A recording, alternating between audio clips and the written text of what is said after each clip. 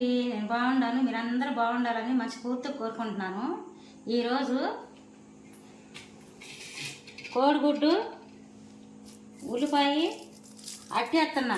అంటే ఆమ్లెట్ అంటే కాదు, పప్పులో నంచుకున్న ఆమ్లెట్ కాదు, అన్నంలో తిన్నట్టు కోడిగుడ్డు అట్టు ఎడ చేస్తున్నానో చూద్దాం. చూడండి, ఉల్లిపాయలు కట్ చేసుకుంటా. సన్న కట్ చేసుకోవాలి.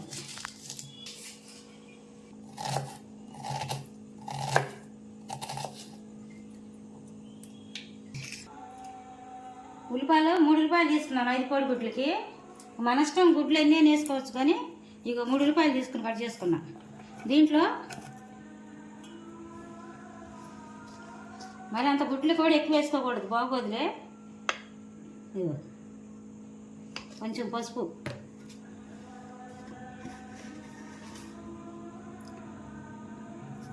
కొంచెం ఉప్పు,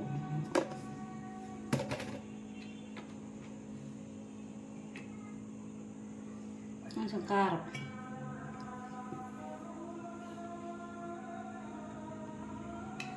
ఇప్పుడు ఉప్పు పసుపు కారం వేసుకున్నా. దీన్ని ఇట్లా ఉప్పు కారం పసుపు వేసుకుని బాగా కలపాలి.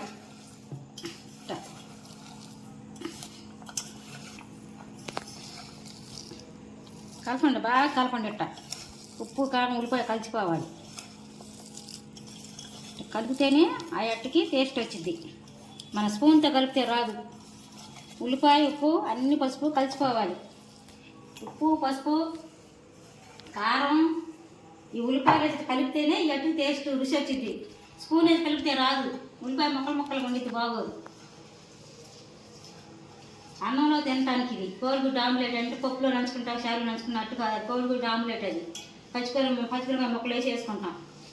ఇది అన్నంలో తినే కోడిగుడ్డు అట్టు. స్కూల్కి పెట్టి అన్నం బాక్సుల్లో కూడా పెట్టచ్చు.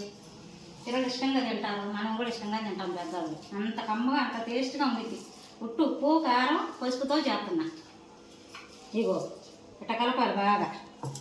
పెరుగన్నం కలిపినట్టు కలపాల. ఇగో చూసారా ఎట్టొచ్చిందో? మనం ఎట్టొచ్చింది జిగట. ఉల్లిపాయలో నీరు కూడా బయటకు వచ్చింది. ఇట్లా రావాలి.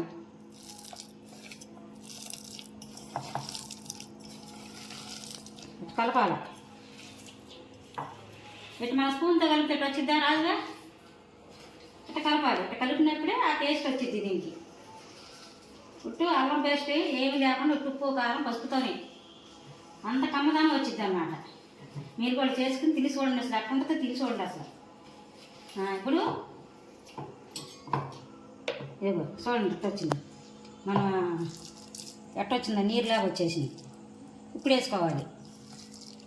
ఇప్పుడు కోడిగుడ్డు 5 గుడ్లు తీసుకున్నా 3 ఉల్లిపాయలకి.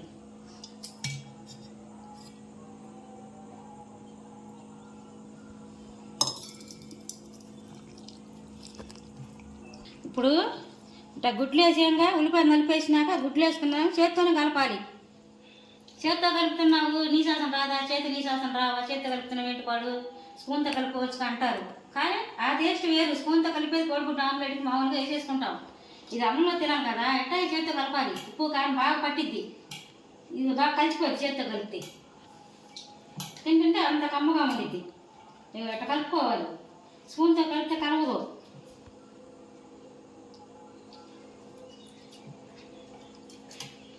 అట్ట కలుపుకోవాలి. చేతులు వాసన వస్తాయి అవి వస్తాయి అనుకుంటే అట్ట కడుపుకు ఇష్టంగా మనం తినాలంటే ఈ మాత్రం చేయి పెట్టుకోవాల్సిందే. ఇట్లా కలపాల్సిందే. రుచిగా తినాలంటే చేయి పెట్టాల్సిందే. నీసు వాసన వచ్చింది దాని గురించి మనం టేస్ట్గా తినలేము. కొన్ని చేతి వేసి పిసికే కోడిగుడ్డు ఆమ్లెట్లు అట్లా ఉంటాయి. ఇది అంత కమ్మగా ఉండిద్ది. బిడ్డలు కూడా పసిబిడ్డలు కూడా ఇష్టంగా తింటారు. ఇదిగో అయిపోయింది. ఇక స్టవ్ ఆన్ చేసుకుని అట్టేసుకుందాం. దీన్ని అన్నంలో తినడానికి మాత్రం మేము అన్నంలోనే తింటాం. మీరు తింటారంటే పప్పులో పప్పుచారు తింటానికి తినడానికి మీ ఇష్టం. కానీ ఇది అన్నంలో తింటేనే కమ్మదానంగా ఉండిద్ది. ఇది అన్నంలో తినేది, చారులో నంచుకున్నట్టు కాదు ఇది. సరే వేసుకుందాం. చేకడుకున్నాక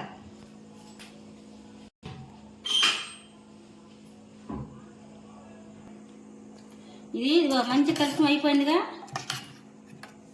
దీన్ని నీసు వాసన ఉన్నా సరే ఉప్పు కారం అన్నీ వేసాం కాబట్టి అంత వాసన ఉండదు, కమ్మ ఉండిద్ది. ఉప్పు కారం అన్నీ కరెక్ట్గా సరిపోతేనే దీని టేస్ట్ వచ్చింది. అందువల్ల కొంచెం నాకు చూద్దాం, ఉప్పు సరిపోయింది లేదా చూసుకోవాలి.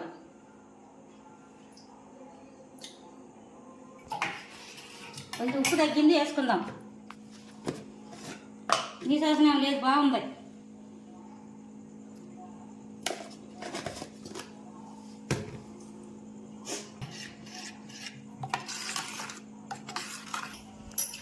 కలుపుతూ అయిపోయింది, ఉప్పు కారం కలుపుతూ సరిపోయి. ఇప్పుడు స్టవ్ ఆన్ చేసుకుని బ్యాండీ పెట్టుకుందాం.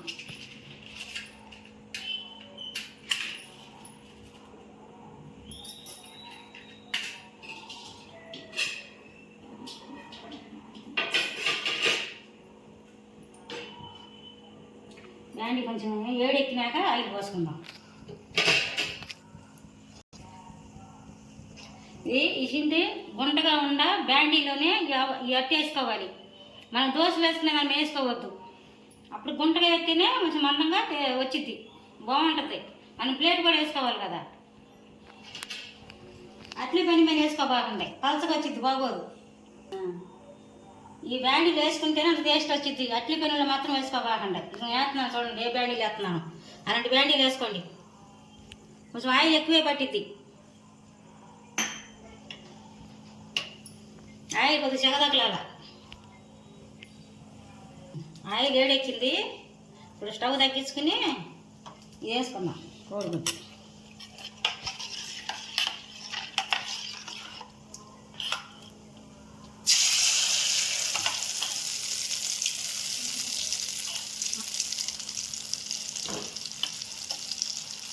ఎక్కువ పోసుకోవద్దు, ఇది గట్ట కదిలించుకోవాలి. కొంచెం తక్కువ వెళ్ళిన దాకా ఎట్లా అది లోపల కూడా కొంచెం పలసగా వచ్చి మందంగా ఉండిద్ది, పలసగా ఉండిద్ది, బాగుండిద్ది. ఎట్లా ఆపుకోవాలి, అంత పలసగా కాదు, మందంగానే ఉండాలి. కొంచెం ఒకసారికి వచ్చింది కదా, కొంచెం అట్లా అనుకోవాలి, కొంచెం ఎగదగిన దాకా. ఇప్పుడు లోపల కూడా మందంగా ఉండగా ఉడికిపోయిద్ది. ఇగట కొద్దిగా చెగ పెట్టుకోవాలి, ఐలో పెట్టుకుని జరుపుకుంటే ఒకసారి. ఇప్పుడు స్టవ్ తగ్గించుకుందాం. స్టవ్ తగ్గించే ఉడికించుకోవాలి ఇది. అప్పుడే లోపల ఉల్లిపాయ కూడా ఉడికిద్ది.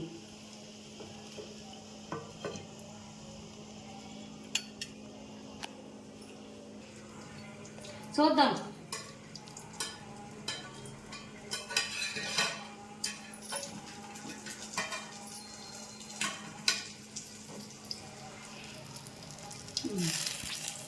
కాదండి, తిరిగేసుకుందాం.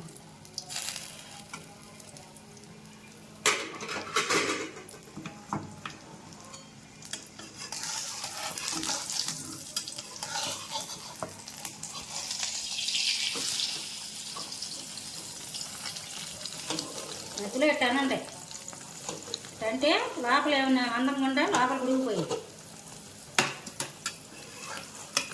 ఈ మాత్రం ఆయిల్ ఉండాలి, మనకు వేసినప్పుడు కూడా ఆయిల్ తేరు ఉండాలి. అంత టేస్ట్గా కమ్మదానం వచ్చింది.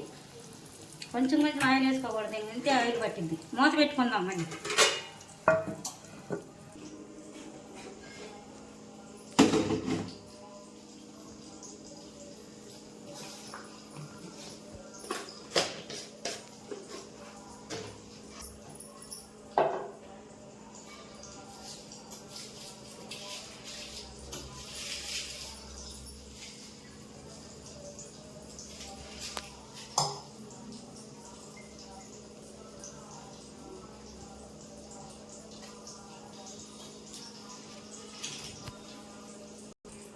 చూద్దాం.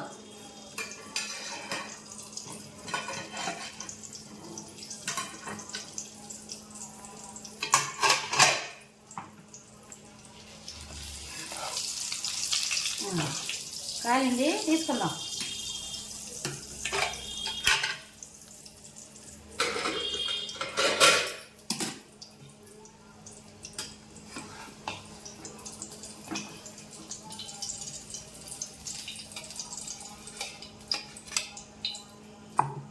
లోపల కూడా ఉడికింది చక్కగా. మళ్ళీ కాస్త ఆయిల్ వేసుకుందాం. మళ్ళీ ఆయిల్ వేసుకుని కొంచెం ఆయిలే పెడదాం మళ్ళీ.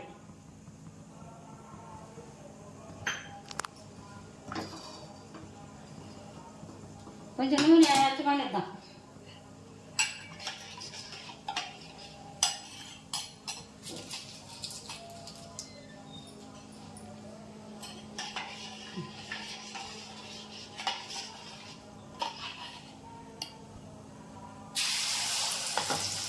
స్టవ్ తగ్గించుకుందాం.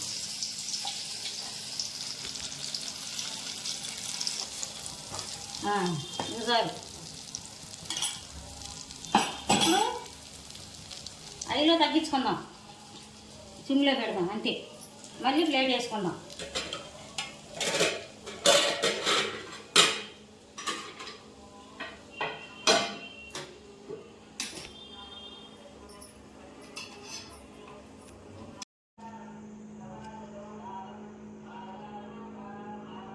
వేసుకుంటాం అయిపోయిందండి.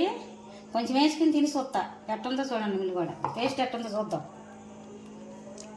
కమ్మగా ఉండిద్ది.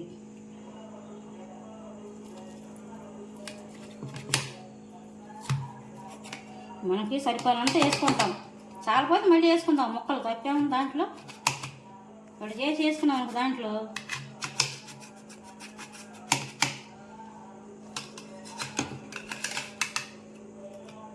ఇందులో పెట్టేసుకుందాం. మనకి ఎన్ని ముక్కలు కావాలో అన్ని ముక్కలు వేసుకు తిందాం.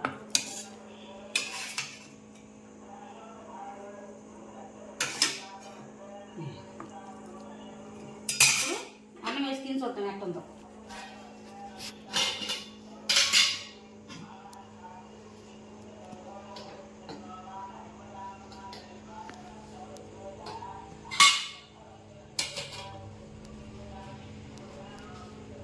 ఇది తినే టైం కాదు కదా, కొంచెం వేసుకున్నాం. ఇది ఇట్లా చేసి పిల్లలకి స్కూల్కి కూడా అట్లా వేసి పంపించచ్చు బాక్స్లో పెట్టి. ఇప్పుడు జాబ్కి వెళ్ళేవాళ్ళు లేడీస్ అయినా మగవాళ్ళు ఎవరైనా తీసుకెళ్ళవచ్చు. కమ్మ ఉండిద్ది, అన్నంలో తినొచ్చు. ఇది అన్నంలో తినే కూర అనమాట, ఆమ్లెట్ అనమాట.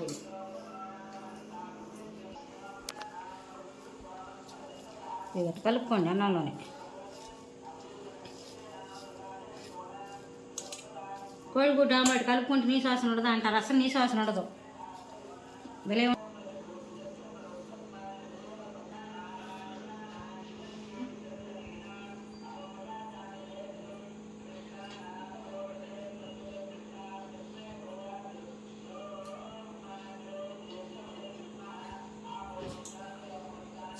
చాలా కమ్మగా ఉంది.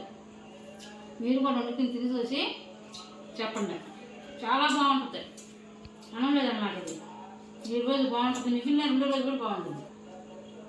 బిడ్డలో కడుపులో తింటారు, ఎత్తుకే బడికి బాక్స్లో పెట్టి.